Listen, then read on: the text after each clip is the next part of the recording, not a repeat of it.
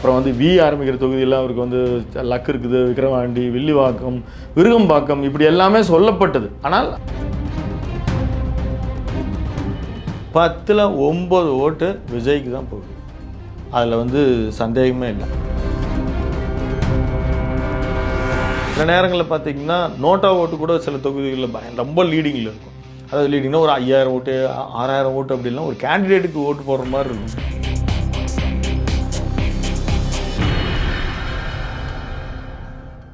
அறம் தமிழ் நேயர்களுக்கு வணக்கம். தமிழ்நாடு சட்டமன்ற தொகுதிகள் கள நிலவரம் குறித்து நமது சேனல் பார்த்து வருகிறோம். இதற்கு நேயர்களிடம் நல்ல வரவேற்பு வந்திருக்கிறது. இதற்கு தனியான பிளேலிஸ்ட்டும் போட்டு கொண்டிருக்கிறோம். இன்றைக்கு சென்னை உட்பட வட சென்னை தொகுதியில் கள நிலவரம் எப்படி இருப்பது பற்றி பேச நம்மளே எழுந்திருக்கிறார் அறம் தமிழ் ஆசிரியர் திரு விஜயராம் அவர்கள். சார் வணக்கம். வணக்கம் ரமேஷன். சார், இது வந்து வட சென்னைன்னு சொன்னோன்னா ஒரு நட்சத்திர வேட்பாளர்கள் இருக்கிறது. முன்னாள் ஜெயலலிதா அவர்கள் ஆர்கே நகர் தொகுதியாக இருக்கட்டும், 2021 கொளத்தூர் தொகுதியில் முதல்வர் மு.க. ஸ்டாலின் அவர்கள் நின்றுருக்காங்க. இங்கே வந்து திமுகவோட கோட்டையாக தான் இருக்குது. இப்போ வந்து அதே நிலை தொடருமா, உள்ள ஏதோ ஒரு சிக்கல்கள் இருக்கிற மாதிரி எதுவும் பார்க்குறீங்களா? முன்பு நாம் தென் சென்னை குறித்து பேசும்பொழுது கூட நான் சொன்னது அதே தான். ஒரு காலகட்டத்தில் அது திமுகவின் கோட்டையாக இருந்தது. அதாவது எம்ஜிஆர் பரங்கிமலையில் தான் நின்றுச்சு. அன்னைக்கு வந்து அது சென்னைக்கு அருகாமையில் இருக்க தொகுதி தான். அதே மாதிரி இது வந்து இன்செக்யூராக இருக்கும். இந்த மாதிரி ஒரு படித்த மக்கள் இருக்கிற இடம். அப்போது அந்த மக்களினுடைய தேர்வு ரொம்ப இன்டலெக்சுவலாக இருக்கும். அதனால் வந்து பெரிய தலைவர் சிலர்லாம் சவுத் பக்கம் போனாங்க, நார்த் பெல்ட் போனாங்க. ஆனால் ஒரு குறிப்பிட்ட அளவுக்கு பிறகு வந்து ஜெயலலிதா அவர்கள் துணிஞ்சு ஆர்கே நகரில் நின்றாருன்றதை நம்ம பார்த்தோம். இப்போ இதே பகுதியில் இருக்கக்கூடிய ராயபுரத்தில் இருந்து தான் ஜெயக்குமார் அவர்கள் வந்து பல முறை தேர்ந்தெடுக்கப்பட்டிருக்கிறார். அதனால் வந்து இது வந்து ஒரு பெரிய கோட்டையாக இருந்ததுன்னு சொல்ல முடியும். ஒரு அலை அதில் இப்போ இந்த முறை வந்து முழுவதுமாக காலத்திற்கேற மாறிட்டே இருக்குது. ஆமாம். அதாவது அந்த சூழல் மாறி இருக்குது. ஒரு 10-20 ஆண்டுகளுக்கு ஒரு முறை அந்த ஆதிக்கம் வந்து மாறி இருக்குது. இப்போ நம்ம கள நிலவரத்தை பார்ப்பதற்கு முன்னால் கடந்த கால தேர்தல் வரலாற்றுகளை நம்ம கொஞ்சம் திருப்பி பார்க்குற வழக்கம். அந்த வழக்கத்தில் நாம் வட சென்னை அப்படின்றது டாக்டர் ராதாகிருஷ்ணன், பெரம்பூர், கொளத்தூர், திருவிக நகர், ராயபுரம், திருவொற்றியூர் நம்ம ஏற்கனவே நம்ம பேசிட்டோம். அப்போ இந்த 5 தொகுதிகள் நிலவரத்தை பார்க்குறோம். இதில் 2024 எம்பி தொகுதியில் டாக்டர் கலாநிதி வீராசாமி 2வது முறையாக அவர் 4,97,000 வாக்குகளை பெறார். ஏடிஎம்கேனுடைய மனோகர் அவர்கள் 1,58,000. பாஜக இந்த இடத்துல நிற்கிறாங்க. அவங்க வந்து என்னுடைய பால் கனகராஜ் வந்து அவர் ஒரு 1,31,000 வாக்குகளை பெறார். அப்போது இந்த வந்து இப்போ சென்னையில் இருக்கக்கூடிய 3 எம்பி தொகுதியிலையுமே நல்ல ஒரு லீடிங்கில் தான் வேட்பாளர்கள் வெற்றி பெறுகிறார்கள். இப்போ நம்ம கடந்த 2021 சட்டமன்ற தேர்தல் இப்போ நிறைய கூட்டணி கணக்குகள்லாம் மாறி இருக்குது. இந்த சென்னையை பொறுத்த மட்டிலும் 3வது இடங்கள் பல இடங்கள் நம்ம கடந்த பதிவில் குறிப்பிட்டது போல மக்கள் நீதி மையம் ஒரு குறிப்பிடத்தகுந்த வாக்குகளை பெற்றது. நாம் தமிழர் கட்சி ஒரு குறிப்பிடத்தகுந்த வாக்குகளை பெற்றது. அப்போது ஒரு மாற்றத்தை விரும்புகிற மக்கள் எப்பொழுதும் இருந்திருக்காங்க. அவங்க எல்லாருடைய சாய்ஸும் மாற்றத்தை பேசுகிறவர்களுக்கு வாக்கு செலுத்திருக்காங்க. அப்போ அந்த வாக்கு இந்த முறை தாவேகாவிற்கு இங்கே வருகிறது அப்படின்றத நம்ம பார்க்குறோம். 3ஆம் இடம் 2ஆம் இடம் அப்படின்றது தாவேகாவிற்கு நிச்சயம் சென்னை பெல்ட்டில் உருவாயிருக்கு. இந்த அடிப்படையில் தான் பார்த்திங்கன்னா கடந்த வாரத்தில் வந்து அவர் சென்னை பெல்ட்டில் நிற்பார் இருக்குன்றது கூட நம்ம சில பதிவுகளுக்கு முன்னால் குறிப்பிட்டிருந்தோம். 2 தொகுதியில் இருக்கிறதாகவும் நம்ம கேள்விப்படுறோம். விக்கிரவாண்டியில் தொகுதிகள் பேசும்போது விஜய் இங்கே நிற்பாரா அங்கே நிற்பாரான்னு பேசிட்டு இருக்கோம். இப்போ ஏதோ தீர்மானம் போட்டிருக்கிறதா, ஏதோ நிற்கிறதா. ஆமாம், பெரம்பூர் தொகுதியில் வந்து விஜய் அவர்கள் நிற்கிறதாக தீர்மானம் போட்டிருக்காங்க. அது நம்ம ஏன் நிற்கிறாருன்னு நான் சொல்லுவோம். அதுக்கு முன்னால் கடந்த 2021 தேர்தலில் அவர் ஜே எபினேசர் டாக்டர் ராதாகிருஷ்ணன் நகரில் ஒரு 95,000 வாக்குகளை பெற்றிருந்தார். அதில் வந்து அங்கே அதிமுக செல்வாக்கு பெற்ற ராஜேஷ் இப்போ இவங்க மேக்ஸிமம் ரிப்பீட் ஆகிறதுக்கு சான்சஸ் இருக்குது. அதனால தான் நம்ம பலதையும் குறிப்பிட்டு சொல்கிறோம். இப்போ உத்தேசப்பட்டியல்னுக்குள்ளே நம்ம அடுத்த ஒரு பதிவில் தொடங்கினாலும் இதில் மேக்ஸிமம் இந்த மாதிரி வாய்ப்புகள் இருக்குது. அதே மாதிரி பெரம்பூர் தொகுதியில் ஆர்டி சேகரன் டிஎம்கே வேட்பாளர் நல்ல லீடிங். ஏன்னா அங்கே கூட்டணி கட்சிகளுக்கு தான் என்ஆர் தனபாலன் சொல்லி இந்த பெருந்தலைவர் காமராஜர் கட்சின்னு வச்சுருந்தார். ஆனால் ரெட்டலை சின்னத்தில் தான் நின்றார். அதனால் அப்புறம் நம்ம இப்போ நாடறிந்த நல்ல வெல் ஃபெமிலியர்டு கேண்டிடேட் அப்படின்னா இப்போ கொளத்தூர் சிஎம்மாக இருக்கக்கூடிய மு.க. ஸ்டாலின் அவருக்கு வந்து கடந்த முறை கூட ஒரு சேலஞ்ச் இருந்துச்சு. அதுக்கு முன்னால் ஒரு முறை கேடி ராகவன் கூட பிஜேபி நின்றார். இப்போ ஆதி ராஜாராம் சொல்லி அவர் எக்ஸ்எம்பி தான், அவரும் நின்று இருந்தார். ஆனால் நல்ல லீடிங்கில் அவருக்கு வெற்றி கிடைச்சது. இந்த தொகுதியில் முதல்வர் அவர்கள் தான் மறுபடியும் நிற்கிற மாதிரி. ஆமாம், கண்டிப்பாக அவர் அங்கே தான் நம்ம இப்போ அடுத்து மத்திய சென்னை பேசும்போது நம்ம இவர் வந்து உதயநிதி ஸ்டாலின் வந்து திருவாரூருக்கு போகிறதா கேள்விப்படுறோம். சேப்பாக்கம் திருவாரூர் போகிறதா கேள்விப்படுறோம். இங்கே வந்து ஒரு மு.க. ஸ்டாலின் வந்து அங்கே தான் நிற்கிறார். அவர் கடந்து நீங்கள் தொடர்ந்து அவர் தொகுதிக்கு போகிறதா அந்த விழா, அதாவது புதிய திட்டங்களை துவக்கி வைப்பது, கபாலீஸ்வரர் கலை அறிவியல் கல்லூரிக்கான கட்டடங்கள் இருக்கும்போது அவர் பேசுறதுலேருந்து நம்ம தெரிஞ்சுக்கலாம். அதுக்கடுத்து ராயபுரம் வந்து ஜெயக்குமார் அவர்கள் இப்போ கூட பேசியிருந்தார் பார்த்தீங்களா, என்னெல்லாம் ஏன் தோக்கடிச்சிங்க அப்படின்னு பேசுகிறேன். ஆனால் அவருமே ஒரு லீடிங் வாக்கில் தான் அவர் தோற்று போனார். அங்கே வந்து ஐடி மூர்த்தி வந்து திமுகவில் இதுவும் கூட்டணி கட்சிகள் ப்ரெஷர் கொடுக்குறாங்க, எங்களுக்கு நீங்கள் ஏன் கொடுக்கக்கூடாதுன்னு சொல்லி அது தேமுதிக ப்ளஸ் வந்து மக்கள் நீதி மையம் அது. ஆனால் அதுக்கு வாய்ப்பு ரொம்ப குறைவு. அங்கே வந்து ஐடி மூர்த்தி ரொம்ப ஸ்ட்ராங்காக இருக்கிறாரு. அதேபடி திருவிக நகர் அவர் அவரும் தொடர்ந்து வெற்றி பெற்றுக்கிட்டு வர்றாரு. அவர் வந்து ஒரு தனி தொகுதி தான் அது. இந்த தொகுதியில் அதிமுக கூட்டணியில் வந்து தமிழ் மாநில காங்கிரஸை சேர்ந்த PL கல்யாணி அவங்க வந்து நின்றாங்க. அவங்க ஒரு ரெட்டலை சின்னத்தில் நின்றாங்க. நம்ம கடந்த காலத்தில் நம்ம அதை வந்து பல இடங்களில் பதிவு பண்ணல. ஈரோடு கிழக்கு பற்றி பேசும்போது மட்டும்தான் நம்ம சொன்னோம். அவர் இந்த முறை 6 தொகுதியிலுமே அவர் ரெட்டலை சின்னத்தில் திருவிக நகர், ஈரோடு கிழக்கு, லால்குடி, பட்டுக்கோட்டை, தூத்துக்குடி அவர் STR விஜயசீலன் வந்து MP சீட்டுக்கு நின்னார். அதுமாதிரி கிள்ளியூர் அவங்க காங்கிரஸ் ரொம்ப ஸ்ட்ராங்காக இருக்கிற மாதிரின்றனால ஜூட்தேவ், ஆனால் அவங்க 6 தொகுதியிலும் அவர்கள் வெற்றி பெற முடியவில்லை. ஒரு வாக்கு சதவீதத்தை அதிர்வலைகளை ஏற்படுத்தினார்கள். அந்த ஈரோடு கிழக்கில் மறுபடியும் பை எலெக்ஷன் கூட வரும்பொழுது இல்லை நீங்கள் உங்களால் ஸ்ட்ராங்காக ஃபைட் பண்ண முடியாதுன்னு ADMK கேண்டிடேட்டை போட்டாங்க. அப்புறம் மறுபடியும் தேர்ட் டேர்ம் அவர் EVKS இருந்தார். EVKS அவருடைய சன்னு திருமகன் இவராக இருந்தார். அப்புறம் EVKஸும் இருந்தார். அதுக்கப்புறம் அந்த 2 தேர்தல்களையும் அது களங்கண்ட இடமாக ஈரோடு கிழக்க நம்ம பார்க்குறோம். இப்போது இந்த கடந்த கால வரலாறு இப்போ நம்ம திருவெற்றியூரை நம்ம பார்த்துட்டோம். திருவெற்றியூரில் நின்ற கேண்டிடேட் திரு சீமான் அவர்கள் தான் அவர் காரைக்குடிக்கு போயிட்டார். இங்கேயும் டிக்ளேர் பண்ணிட்டாங்க 6 வேட்பாளர்கள். நாம் தமிழர் கட்சி டிக்ளேர் பண்ணிட்டாங்க. நாம் தமிழர் கட்சி, மதிமுக இவர்களுடைய வாக்குகள், ஈவன் தேமுதிகவினுடைய வாக்குகள் எல்லாம் அதில் இருக்கக்கூடிய சின்ன சதவீதத்தை விஜய் இங்கே வந்து எடுக்கிறார். இப்போது நீங்கள் பெரம்பூரை விஜய் அவர்கள் ஏன் தேர்ந்தெடுத்தார்? அங்கே பார்த்தீங்கன்னா இப்போது ஒரு நகராட்சிக்குள்ளேயே பெரும்பாலான இது வந்துடும். மக்களினுடைய தொகுதியினுடைய எல்லை வந்து வந்துடும். குளத்தூருக்கு பக்கத்தில் தான் இருக்குது. குளத்தூரை ஒட்டி இருக்கிறது தான் பெரம்பூர், ஒரு நகர்ப்புற தொகுதி. அப்புறம் வந்து பெரும்பாலும் மக்கள் வந்து இங்கே ஒரு ஜாதி பார்த்து அல்லது வந்து ஒரு மக்கள் வந்து ஒரு பர்டிகுலர் கேண்டிடேட்டினுடைய ஒரு பின்னணி இதெல்லாம் பார்க்காம அங்கே வாக்கு விழுவும் அப்படின்னு சொல்லி அவங்க நம்புகிறாங்க. அதன் அடிப்படையில் பெரம்பூர் தொகுதியும் திருச்சி கிழக்கு வந்து ஒரு திருச்சி கிழக்கு நீங்கள் திருப்பி பார்த்தீங்கன்னா இப்போ இனிகோ இதயராஜ் வந்து இப்போ MLA இருக்கிறார். அதுக்கு முன்னாலே காங்கிரஸில் இருக்கும் வந்து ஒரு வேட்பாளருடைய பெயர் வந்து கிறிஸ்துவ வேட்பாளர் தான். அவங்க வந்து அங்கே அதிகப்படியாக கிறிஸ்டின் ஓட்டு இருக்குது. அதுக்கடுத்து முஸ்லீம் ஓட்டு இருக்குது. சிறுபான்மையினர் ஓட்டு நீங்கள் சேர்த்திங்கனாவே ஒரு 40% வருது. இதுவாக இருக்கலாம் அப்படின்றது நம்மளுடைய கணிப்பு. நம்ம தொகுதிகளை உற்று நோக்குவதன் அடிப்படையில் நம்ம சொல்கிறோம். 2 தொகுதியில் நிற்கிறாரு. அப்புறம் வந்து ஆரம்பிக்கிற தொகுதியெல்லாம் அவருக்கு வந்து லக் இருக்குது. விக்கிரவாண்டி, வில்லிவாக்கம், விருகம்பாக்கம் இப்படி எல்லாமே சொல்லப்பட்டது. ஆனால் இங்கே நம்ம அது ஆதவர்ஜுனாவின் தலைமையிலேயே ஏன் நாங்கள் எடுக்கிறோம்? வட சென்னை புறக்கணிக்கப்படுகிறது. ஒரு மாடல் தொகுதியாக கான்ஸ்டியூன்சியாக நாங்கள் உருவாக்கி காட்டுகிறோம். அதன் அடிப்படையில் நாங்கள் வந்து பெரம்பூர் தேர்ந்தெடுக்கிறோம் அவங்க ஒரு காரணம் சொல்கிறாங்க. ஆனால் நம்ம உற்று நோக்கும் பொழுது அது நகர்ப்புறமாகவும் அங்கே வந்து விஜய்க்கு வந்து சாதகமாக இருக்கிறதாக அவர் எங்கேனாலும் அவருக்கான ஒரு வெற்றி வாய்ப்பு ரொம்ப நெருக்கமாக இருக்கிறதா தான் நம்ம உணர்றோம். அவர் ஒருத்தருக்கு மட்டும்.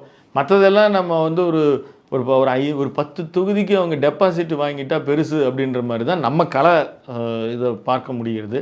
அப்புறம் இன்னும் நெருக்கமாக அவர்களுக்கு எதிர்கொள்ளக்கூடிய வேட்பாளர்களை பொறுத்து நம்ம சொல்ல முடியும் அவங்களுக்கு என்ன மாதிரியான வாய்ப்புகள் இருக்குன்னு. இப்போ சென்னை பொறுத்தளவுக்கு பார்த்தோம்னா நம்ம பணம் அதிகமாக புழங்குற ஏரியா. இப்போ வந்து இங்கே கூட்டணி கட்சிகள் வந்து மக்கள் நீதி மையம் நீங்கள் கூட சொன்னீங்க ஒரு கணிசமான வாக்குகள் வாங்கியிருக்கு அப்படின்னு சொல்லிட்டு, இங்கே வந்து திமுக கூட்டணி கட்சிகளோ ADMK கூட்டணி கட்சிகளோ தங்களோட கூட்டணி கட்சிகளுக்கு தொகுதிகள் கொடுக்குற மாதிரி எதுவும் தகவல் இருக்குது. திமுகவுக்கு வந்து இந்த இடங்களில் வந்து இப்போ ஏதாவது ஒரு தொகுதி வந்து அவங்களுக்கு கொடுக்கறதுக்கு, அதாவது நம்ம சென்னை பெல்ட்டில் இப்போ லாஸ்ட் பார்த்தோம் நம்ம ஊரர் ஏற்படலை. இப்போ நம்ம சவுத்தெல்லாம் பேசிகிட்டு இருக்கும்போது அதிகமாக அமமுகவை பற்றி பேசணும்.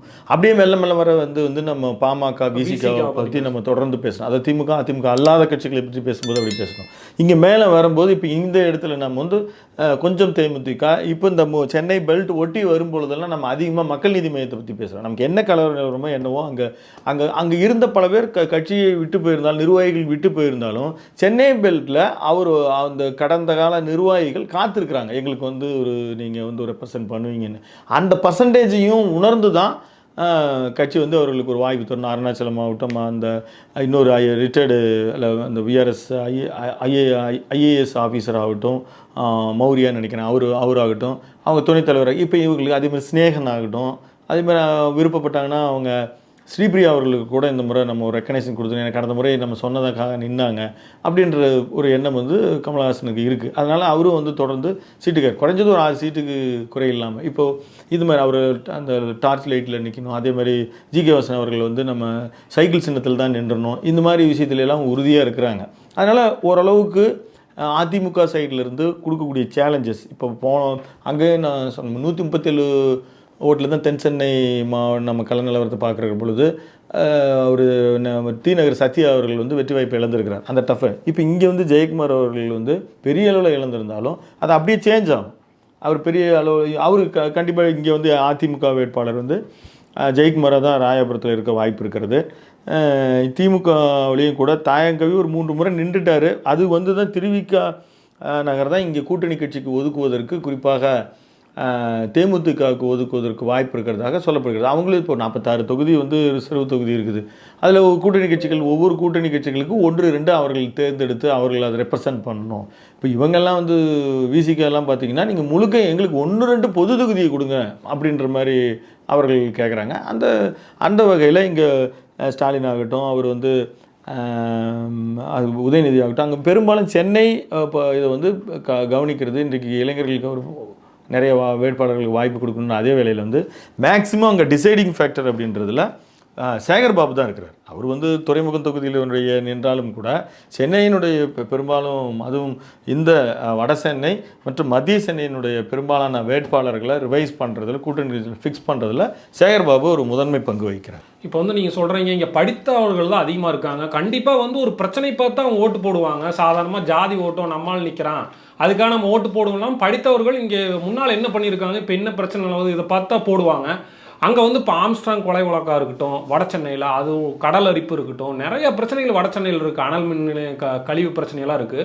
நீங்கள் பார்த்த வரைக்கும் கள நிலவரத்தில் அங்கே என்னென்ன பிரச்சனைகள் இருக்குது? நம்ம சென்னை பொறுத்த வரைக்கும் காமனாக நம்ம இந்த போக்குவரத்து நெரிசல், கடலோரமாக இருந்தால் மீன்பிடி, அந்த முகதுவார்கள் கழிவு, இதெல்லாம் டோட்டலாக சொல்லிடலாம். ஒருத்தருனா பார்க்க நகர், கொடுங்கியூர் இந்த குப்பை மேலாண்மை, காசிமேட்டில் ஒரு பிரச்சனை இருக்குது. அதே மாதிரி பெரம்பூரில் எடுத்துக்கிட்டிங்களா, பெரம்பூர் ராயபுரம் அந்த கனெக்டிவிட்டியில் இருக்கக்கூடிய சாலை பிரச்சனைகள் இருக்குது. திருவிக நகர், பெரம்பூர் திருவிக நகர் பட்டேல் சாலையில் வந்து அது எப்பயுமே பிரச்சனை, எது தீர்த்துட்டு தான் சொல்கிறாங்க. மழை பெஞ்சா பெருசாக அங்கே பாதிக்குது. அதே மாதிரி நீங்கள் சட்டம் ஒழுங்கு பிரச்சனை, நீங்கள் நியூஸ் பேப்பர்ஸ் வச்சு நீங்கள் நம்ம அதிகமாக பார்த்தோம்னா சென்னையில் வந்து போதைப்பொருள் பதுக்கல், கைப்பிடித்தல், அதாவது கைப்பற்றுதல், கஞ்சா, இந்த மெத்து அப்படின்ற போதைப்பொருள் அடிக்கடி சிக்குது. இந்த துறைமுகம் ஓரி இருக்குது, சிறு படகுகள், இது மாதிரி பிரச்சனைகள்லாம் இருக்குது. இதனால் சட்டம் ஒழுங்கு பிரச்சனைகளும் அவங்களுக்கு என்னன்னு தெரியல சார். தூய்மை பணியாளர் இதனால்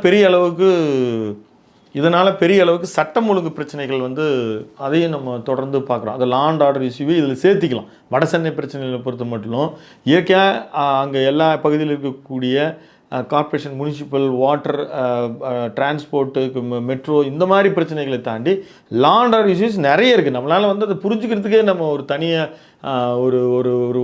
ஒரு தனி பதிவே பண்ணுன்ற அளவுக்கு தான் இருக்குது. அது தேர்தல்கள் அங்கங்கே இருக்கிறதெல்லாம் எதிரொலிக்கும். ஆனாலும் அதை தாண்டி வந்து திமுக மக்கள், அதாவது அவங்க செய்திருக்கிற விஷயங்கள், இப்போ ஸ்டாலின் அவர்கள் தொடர்ந்து இவங்க கான்சன்ட்ரேட் பண்ணுறது, இப்போ தாயகம் கவியெல்லாம் ரொம்ப அதிகப்படியான ஒரு பீப்புள் கனெக்டிவிட்டியோடு இருக்கிறார். அதனால் அவங்க வந்து அவர்களை இழக்கவும் விரும்ப மாட்டாங்க. அதே மாதிரி அதிமுகவில் ஜெயக்குமார்லாம் அவங்க என்ன தான் இருந்தாலும் தொகுதியில் அதிகப்படியான கனெக்டிவிட்டியில் இருக்கிறவர். நீங்கள் கூட சொன்னீங்க விஜய் வந்து பெரம்பூர் தொகுதியில் நிற்கிறாரு அப்படின்னு சொன்னீங்க. இல்லை, நான் மட்டும் இல்லை, அவங்களே சொல்லிட்டாங்க. ஓகே, அவர் வந்து நிற்கிற தொகுதியில் மட்டும் நிற்பாரா, இல்லை மற்ற இடத்துலையும் ஏதாச்சும் பாதிப்பு ஏற்படுத்துவாரா? அவர் அங்கே மட்டும் வெற்றி பெறுவார்? அதை நம்ம இப்போ வடசென்னை பேசிகிட்டு இருக்கிறோம். நம்ம 6 தொகுதிகளை பற்றி பேசுகிறோம். அந்த 6லையும் அவருடைய வாக்கு பாதிப்பு இருக்கும். 2ஆம் இடத்திற்கு யார் ஒருத்தருக்கும் அவர் வந்து ஒரு சேலஞ்ச் பண்ணுறாரு. பெரம்பூர் அவர் நின்னார்னா அவருக்குன்னு ஒரு நீங்கள் இப்போ சில பேர் மகளிர் ஓட்டு யாருக்கு, மாணவர்கள் ஓட்டு யாருக்கு, சீனியர் ஏஜ் குரூப்பில் இருக்கவங்க யாருக்கு, இப்போ நம்ம வந்து சந்தித்த பார்த்த கேட்ட எல்லா ஒப்பீனியன்ஸ்லேயும் நம்ம முன்ன சொன்னது 25 வயதுக்கு உட்பட்டவர்கள் வந்து 10ல் 9 ஓட்டு விஜய்க்கு தான் போகுது. அதில் வந்து சந்தேகமே இல்லை. பட் அவங்க வந்து சக்ஸஸ் டிசைடிங் ஃபேக்டர் கிடையாது. அப்புறம் பீப்புளுக்கு எப்பயுமே இந்த சென்னையை ஒட்டி இருக்கிற சென்னை, செங்கல்பட்டு, காஞ்சிபுரம், திருவள்ளூர் இந்த இடத்துல வந்து ஆல்டர்னேட் ஓட்டு போடுறதுல அவங்க வந்து எப்பயுமே விருப்பமாக இருக்காங்க. அதாவது நம்ம திமுகவுக்கும் வேணாம், அதிமுகவுக்கும் வேணாம். சில நேரங்களில் பார்த்திங்கன்னா நோட்டா ஓட்டு கூட சில தொகுதிகளில் ரொம்ப லீடிங்கில் இருக்கும். அதாவது லீடிங்னா ஒரு 5000 ஓட்டு 6000 ஓட்டு அப்படின்லாம் ஒரு கேண்டிடேட்டுக்கு ஓட்டு போடுற மாதிரி இருக்கும். சில கேண்டிடேட்டே 3000 வாங்கியிருப்பாங்க கூட்டணி கட்சியில் இருக்கீங்க அல்லது ஒரு சின்ன ஒரு ஆனால் நோட்டா அதை விட அதிகமாக 5000 6000லாம் இருக்கும். அதெல்லாம் நடந்த கதைகள்லாம் உண்டு. அந்த மாதிரி வந்து அவருடைய பாதிப்புகள் இருக்க தான் செய்யுது, சேலஞ்ச் பண்ண தான் தெரியுது. இப்போ கொளத்தூரில் முதல்வர் ஸ்டாலின் அவர்கள் நிற்கிறாங்க. இங்கே வந்து ஒரு சில தகவல்லாம் வருது, அவரை எதிர்த்து வந்து ஒரு பிஜேபி கேண்டிடேட் நிறுத்துவோம் அப்படிங்கிற மாதிரி சொல்கிறாங்களே, இதில் எந்த விதத்தில் உண்மை இருக்குது? இதில் அதாவது கடந்த காலத்தில் ஒரு அதிமுக ஆகட்டும் திமுக ஆகட்டும் அவங்க வந்து கூட்டணி கட்சிக்கு பெரிய தலைவர்கள் இருக்கிறதெல்லாம் கொடுத்துருவாங்க. அவங்க பார்த்து நிற்கட்டும், அது சேலஞ்சு முடிஞ்சால் அவங்க அடிச்சுட்டு வரட்டும், இல்லைன்னா ஷூராக வின் பண்ணிடுவாங்க அப்படின்றதெல்லாம் கூட்டணி கட்சிக்கு கொடுத்துருவாங்க. அதிமுகவும் செய்யும் திமுகவும் செய்யும். இந்த முறை வந்து பிஜேபி ரொம்ப உறுதியாக இருக்கிறாங்க. நாம் வந்து அந்த மாதிரியான சேலஞ்சுக்கெலாம் போய் எங்களுக்கு வெற்றி வாய்ப்பு இருக்குது தான். நாங்கள் பாருங்கள் தனியாக நின்றுருக்கிறோம். பாருங்கள் டி நகரில் நாங்கள் வந்து எம்பி எலெக்ஷனில் பாருங்கள் எங்களுக்கு ஒரு லீடிங் ஓட்டு இருக்குது. இப்போ இந்த இடத்துல இருக்குது, அந்த இடத்துல இருக்குது, எங்களுக்கு அதை மட்டும் கொடுங்க, நாங்கள் அது ப்ரூவ் பண்ணி காட்டியிருக்கோன்ற ஃபைட் இருக்குது. அதே மாதிரி கூட இருக்கிற கூட்டணி நிறுத்துவாங்க அப்படிங்கிற ஏதோ ஒரு உத்தேசப்பட்டு இல்லை, இது அதுதான். அது வந்து நம்ம அடுத்து நம்ம பேசுவோம். இப்போ வந்து ஒரு கன்ஃபியூஷனில் இருக்குது. இப்போ ஓபிஎஸ் அவர்கள் வந்து அவர் வந்து தேர்தலில் நிற்க போகிறலாம், அவர் சவுத்தில் தான் வாங்க போகிறார். தேமுதிகவுக்கு ஒரு அலாட்மெண்ட் இருக்குது. இப்போ இங்கே இருந்து விஐபிஸ் ஒருத்தரும் எதிர்பாராமல் கூட நிற்கப்படலாம். இல்லைன்னா ஸ்டார்ஸில் ஆக்ட்ரஸை கூட நிறுத்தலாமா அப்படின்னு பேச்சு இருக்குது. என்ன இப்போ ராதிகா இருக்காங்க, குஷ்பு இருக்கிறாங்க. ஆனால் எல்லாருமே வின்னிங் தான் விரும்புவாங்க. யார் போய் நின்று தோற்பதற்கு சான்சஸ் ரொம்ப குறைவாக இருந்து நாம் ஏன் போய் இப்போ நம்ம எனர்ஜி வேஸ்ட் பண்ணுவோம் அப்படின்னு நினைக்கக்கூடும். அதனால் அவருக்கு எப்படி அவர் வெற்றி வாய்ப்பு உறுதி, அந்தளவுக்கு அவர் தொகுதியில் கான்சன்ட்ரேட் பண்ணுறவர் தான். அதனால் ஏன்னா அவர் இப்போ சைதி துரைசாமி நிறுத்தும் போது அப்படியே ஒரு நெக் ஆஃப் த இது கொண்டு வந்து கொடுத்தாரு.